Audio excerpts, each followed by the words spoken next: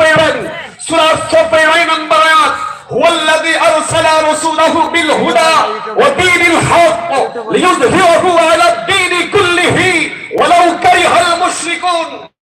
তিনি সেই সত্তা যিনি তার রাসূলকে হেদায়েত এবং সত্য দ্বীন দিয়ে পৃথিবীতে প্রেরণ করেছেন। কেন প্রেরণ করেছেন? লিইয়ুযহিরাহু আলা দ্বীনি কুল্লিহি, সকল বাতিল মত আদর্শের উপর ইসলামের বিধানকে চালু করার জন্য আল্লাহ তাআলা কোরআনের বিধান বাস্তবায়ন করার জন্য নবীজিকে দায়িত্ব দিয়েছেন। ওয়ালাউ কারিহাল মুশরিকুন, যদিও এটা কাফেরদের মুশরিকদের গা জ্বালাকার হয়। আমরাও যদি চাই এই জমিনে কোরআনের আইন চালু হোক, দেখবেন আমাদের সমাজে কিছু মানুষ যারা কোরআনের আইন চালু হোক, যারা চুরি করে অভ্যাস, ডাকাতি করে অভ্যাস, যারা বাংলাদেশের টাকাগুলো বিদেশে পাচার করে অভ্যাস, তারা ফতোয়া দিবে ইসলামের রাজনীতি নাই, ঠিক কিনা? তারা বিভিন্ন প্রকার ষড়যন্ত্র করবে, হামলা করবে, মামলা করবে, গ্রেফতার করবে, এমনকি ফাঁসিতে ঝুলিয়ে হত্যা করবে। আমরা বলতে চাই এই জমিনে কোরআনের বিধান চালু করার জন্য আমরা জীবন দিতে রাজি আছি, ফাঁসিতে ঝুলতে রাজি আছি, সব কিছু কুরবান করতে রাজি আছি। এরপরে আমাদের জীবনের বিনিময়ে এই জমিনে কোরআনের আইন চালু করতে চাই। কারা কারা রাজি আছে আল্লাহকে হাত তুলে দেখা।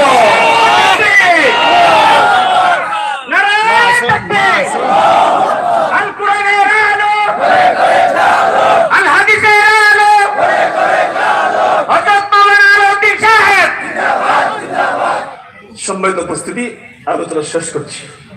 আমার আলোচনার বিষয় ছিল অল্প সময়ে তাড়াহুড়ো করে কথা বলছি, যে কথাগুলো বলছি রোজা সম্পর্কে, কোরআন সম্পর্কে কিছু কথা বলেছি। কোরআন মাজিদের 6টা হক, সর্বশেষ একটা হক বলেছি ইকামাতুল কোরআন, কোরআনের আইন চালু করার জন্য।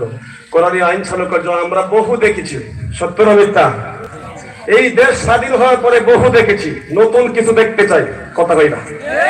নতুন কিছু দেখতে চাই। নতুন মানে আগামীর বাংলাদেশ হবে কোরআনের বাংলাদেশ। নতুন মানে হবে আগামীর বাংলাদেশ হবে আলেম ওলামাদের বাংলাদেশ। আগামীর বাংলাদেশ হবে ইসলামী ঐক্য জোটের বাংলাদেশ। আমরা সবাই সমস্ত ভেদাভেদ ভুলে গিয়ে বহু দেখেছি, আর দেখতে চাই না। আগামীতে ইসলামী দলকে ক্ষমতায় নিতে চাই, এই জন্য ইসলামী দলের কর্মী হতে হবে, ঠিক না?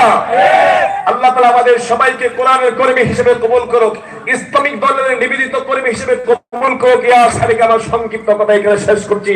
ওমা তাওফিকি ইল্লা বিল্লাহ, ওয়াসসালামু আলাইকুম ওয়া রাহমাতুল্লাহি ওয়া বারাকাতুহু। সম্মানিত উপস্থিতি, যিনি আপনাদের সামনে কথা বলতেছিলেন মুফতি আলাউদ্দিন ভাই, উনি আমাদের এই যুব সংঘের একজন সদস্য। প্রতি বছরে উনি আসছেন এবং আপনাদের সাথে শুধু মত বিনিময় করার জন্যই আসেন। দীর্ঘ সময় দেওয়ার ইচ্ছা থাকার পরেও আমরা দিতে পারি নাই, সেই জন্য আমরা আন্তরিকভাবে দুঃখিত। প্রিয় উপস্থিতি, এ পর্যায়ে আপনাদের সামনে কোরআন সুন্নাহ থেকে সংক্ষিপ্ত আলোচনা উপস্থাপন করবেন এই দেশের কৃতি সন্তান, সকলের প্রিয় ভাজন হযরতুল আল্লাম হযরত মাওলানা শফিকুল ইসলাম নূরপুরী সাহেব।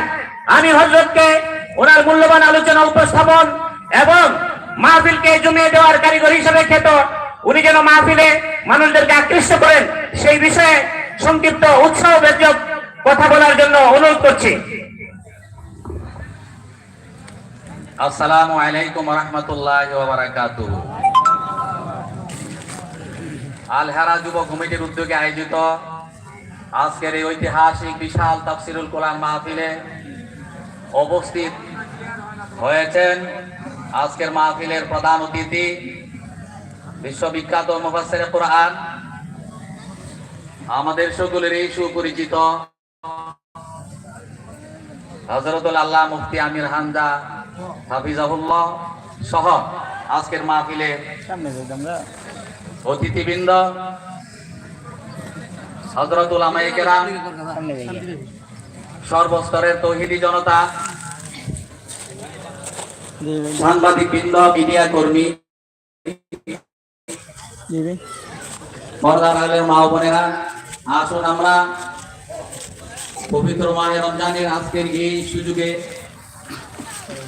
মহান আল্লাহ তাআলার দরবারে অবনত মস্তকে কালেমাতুশ শুকুর, কৃতজ্ঞতা